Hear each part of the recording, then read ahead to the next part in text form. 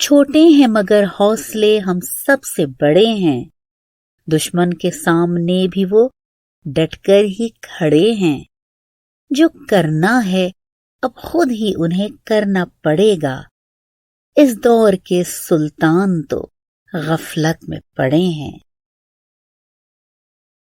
جنگ کا ایک اور بٹن آن ہو چکا ہے، طبل جنگ بج چکا ہے۔ کیا اب کی بار کسی آغاز کا انجام ہے یا کسی انجام کا آغاز؟ کیا ایک اور عالمی سٹیج تیار ہو چکا؟ منظر نامہ بدل گیا ہے یا منظر؟ عالمی طاقتوں کی نظر سے چھپی چنگاری لپک گئی ہے۔ اقوام متحدہ کی کونسلوں اور کمیٹیوں میں گمشدہ فائل ایجنڈے میں سر فہرست آ گئی ہے۔ کوئی بھولی بسری داستان جس کا کوئی سرا کسی کے پاس نہیں تھا، اچانک شہ سرخیوں میں جگہ لے بیٹھی ہے۔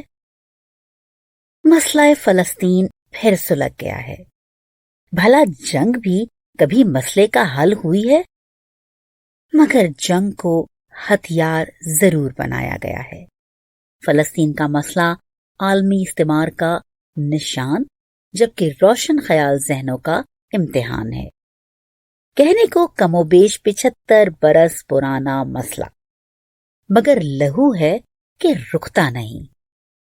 عالمی ادب ہو یا دیگر فنون، فلسطین کے خون نے فکر کو ہمیشہ ایک نئی تحریک دی، نیا آہنگ دیا، نئی جلا بخشی۔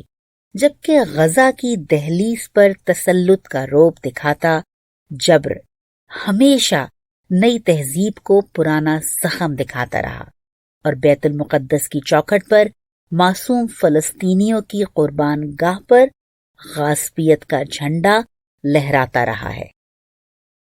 عرب کے ماتھے کا جھومر اور لہو لہو پیشانی لیے فلسطین انسانی حقوق کے دعوے داروں کو بے نقاب کرتا رہا ہے۔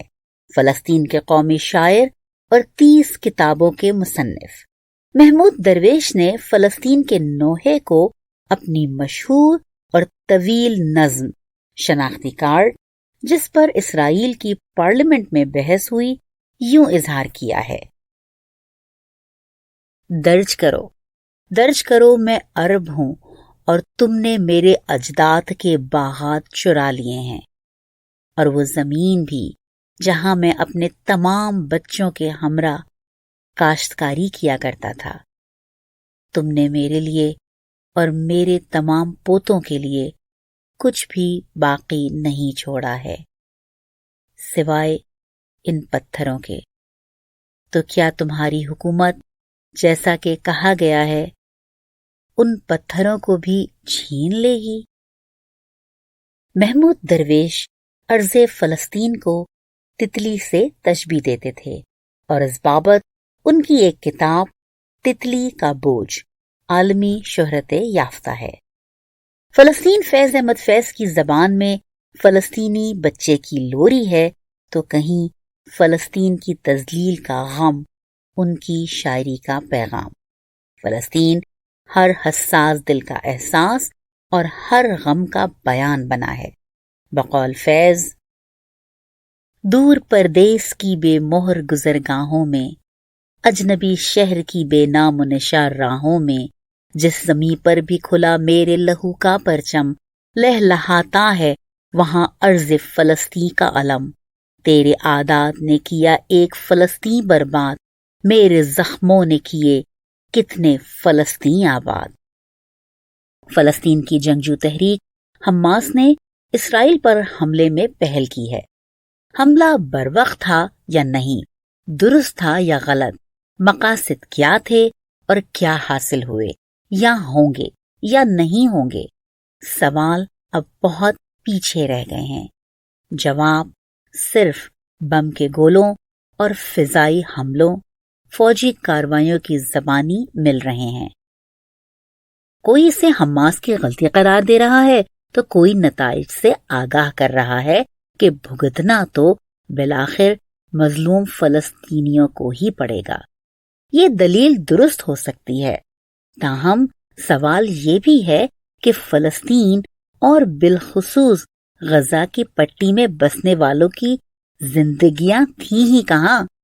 ارے ہزاروں چیک پوسٹوں، سینکڑوں چوکیوں، طویل باڑوں کے درمیان گزرنے والی زندگی کو اگر زندگی کہا جائے گا تو پھر موت کیا ہے؟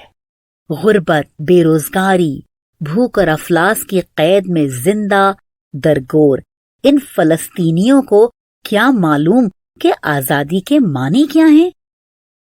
یہ سب ایک ایسے وقت میں ہو رہا ہے جب سعودی عرب اور عرب ریاستیں اسرائیل کے ساتھ تعلقات کو تسلیم کرنے کا کم از کم ارادہ رکھتی تھیں۔ واشنگٹن اسرائیل اور سعودی عرب کے درمیان ایک نئے معاہدے کی خواہش دل میں لیے بیٹھا تھا اور اسرائیل فلسطین کے پاس رہ جانے والی غزہ کی 40% پٹی پر بھی تسلط کی چاہ رکھے بیٹھا تھا۔ ایک اور ابراہم معاہدے کی راہ ہموار ہو رہی تھی کہ حماس کے اس حملے نے اسرائیل اور حامیوں کو پوائنٹ 0 پر لا کھڑا کیا۔ نہیں معلوم کہ طاقت کے آگے حماس کب تک لڑ پائے گی اور کب آگ کے شعلے لبنان اور شام کو گھیر لیں گے، مگر عالمی ڈیپ فریزر سے یہ معاملہ اب باہر آ چکا ہے۔ سن 1973 کے بعد حماس کے اس حملے نے ایک بار پھر اس بھولے بسرے مسئلے کو زندہ کر دیا ہے۔ انجام کچھ بھی ہو، سلامتی کونسل 2 ہی دنوں میں فائل سے گرد ہٹا رہی ہے۔ عالمی تنظیمیں انگشت بدندہ ہیں۔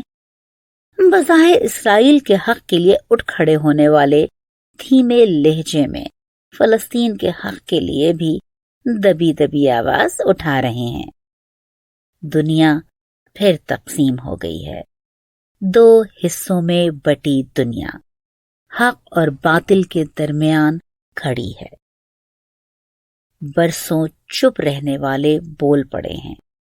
ریاستیں اگر ظالم کے ساتھ ہیں تو عوام مظلوم کے ساتھ، ریاستیں اگر طاقت کے ساتھ ہیں تو عوام محکوم کے حق کے لیے عرصہ دراز کے بعد بول پڑے ہیں۔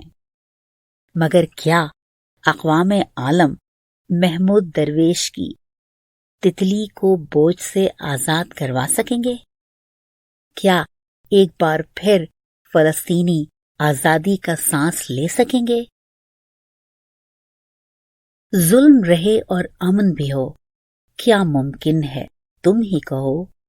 ہستی گاتی روشن وادی تاریکی میں ڈوب گئی، بیتے دن کی لاش پہ اے دل میں روتی ہوں تو بھی رو۔ ہر دھڑکن پر خوف کے پہرے، ہر آنسو پر پابندی، یہ جیون بھی کیا جیون ہے، آگ لگے اس جیون کو۔ اپنے ہونٹ سیے ہیں تم نے، میری زباں کو مت روکو، تم کو اگر توفیق نہیں تو مجھ کو ہی سچ کہنے دو۔ ظلم رہے اور امن بھی ہو، کیا ممکن ہے تم ہی کہو۔